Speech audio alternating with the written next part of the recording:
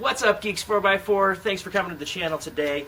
If you're here and looking for excursion content, I'm going to have more, keep them coming, but this is probably going to be the last video, maybe some later on updates about the springs if they do anything interesting. But the V&C code spring swap, this is going to be the last video on the exact details on it. I'm going to crawl underneath, show you some of the bolts, show you some of the hard bolts, and give you some options of what to do about it.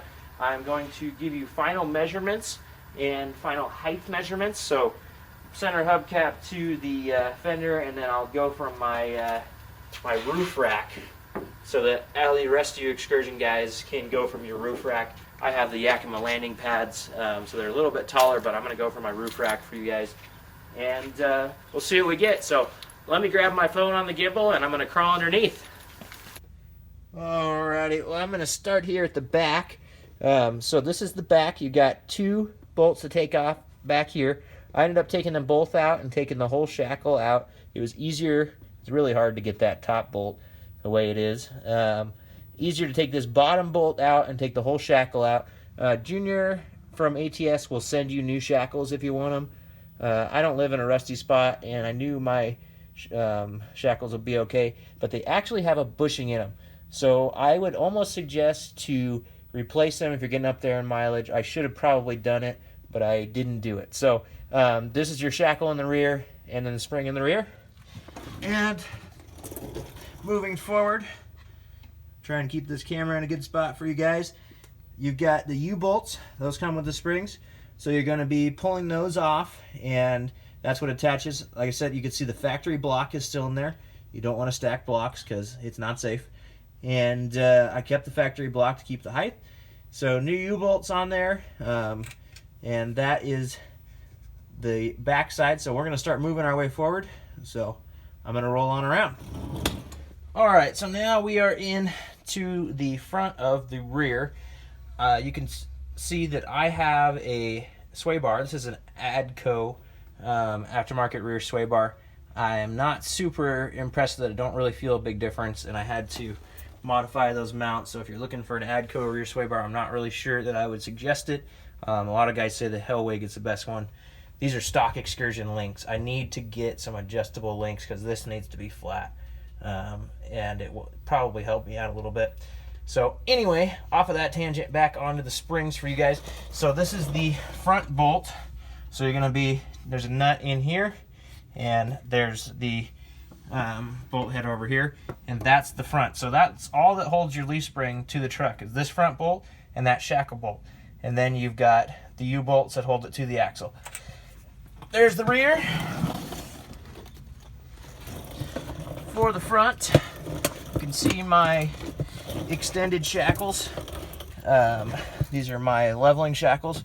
So again, the same thing. Depending on how you want to get it taken off, I took off can't get my arm in here. I took off this bolt first in the front and took off the shackle bolt second to get the front spring out. Also had to disconnect the front sway bar, so both of those on both sides to get it to drop out. And then moving up, you can see the U-bolts, the shiny long bolts right here.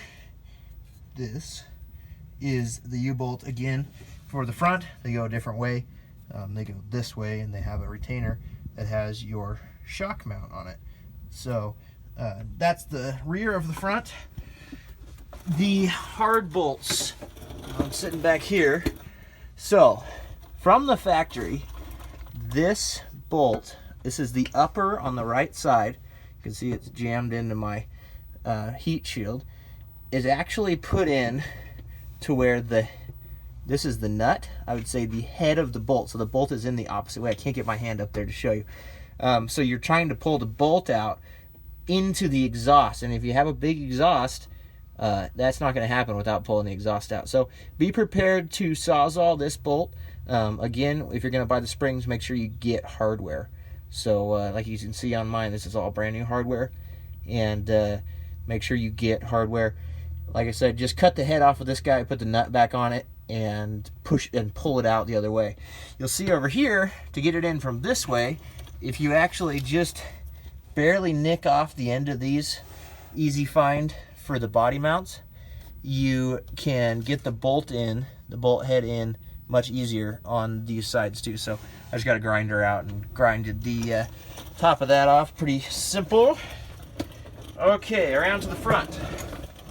Okay, so we've got the front U-bolts. Didn't have to do anything with that. Front track bar, didn't have to do anything with that. You can see mine's adjustable though, and it's helped keep this thing centered. And over here is, if I can get my camera to turn for you guys.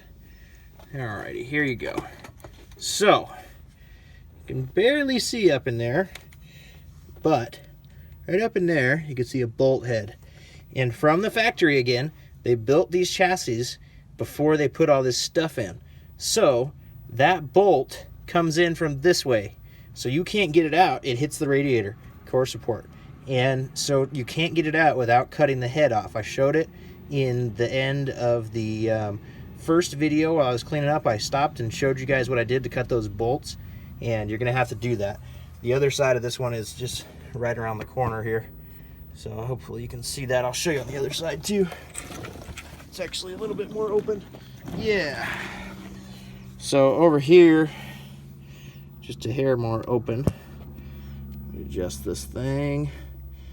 All right, so you see this nut right here from the factory is a bolt, and that bolt goes into this, and you can't get it out. So what you have to do, like I said, is cut that head off,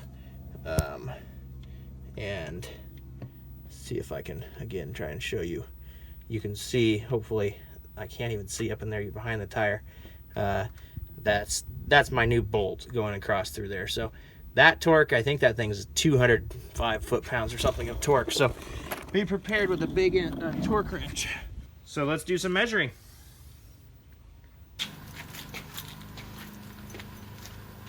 Alrighty, so that's a good overview of what we did. I showed you all the bolts, all the hard ones. If you take it to a shop, that's what they're going to do. They're going to pull out those bolts on all the leaf springs and put new leaf springs in. It's very simple, but you need a big torque wrench and you need a big breaker bar. Everything is high torque, 177 foot-pounds on the rear U-bolts and 205 on the front. So if you're doing it, make sure you get the right tools, because this truck is big and you need the right tools. So let's get to measuring. Final measurements, like I said, 4,500 miles-ish later, and we'll see what we got. So left rear. Oh, I will also say, I have been trying to measure. You'll notice in the other measurement videos, I've been in the garage. I've been trying to measure in the same spot for you. I can't quite do that right now, so if these are off by a little bit, they're going to be because of the placement. The garage floor isn't flat, this isn't flat, but we're just trying to get you close. So, alright, so here we are, middle of the O and R, 25 and 1/2. So 25 and a half left rear. And we are sitting at 25 dead in the front. So I think my front dropped about 1/4 of an inch. And then I've got this level sitting across. This is an 8-foot level. The center is centered on there, and it's just about dead level. So let's see what we got here.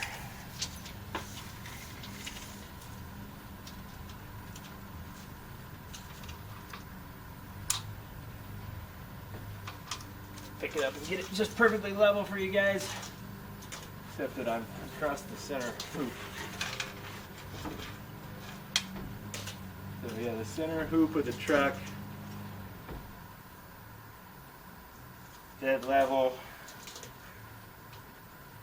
It is now sitting at 79 3/4, and I think it was 81 last time.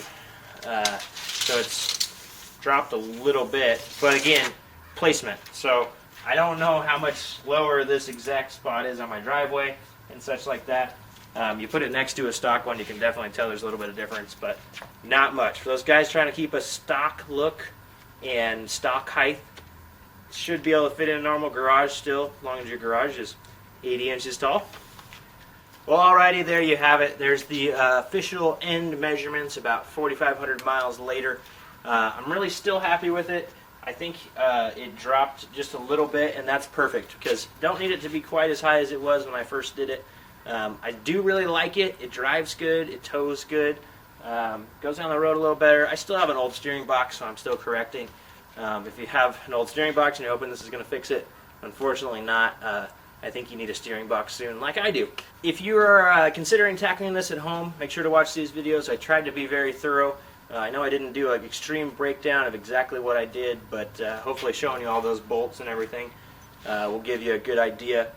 The right tools and a little bit of knowledge, you'll be able to do it just fine. If you've got a friend that can help you, that's great. These axles are heavy and stuff like that, so doing them by yourself.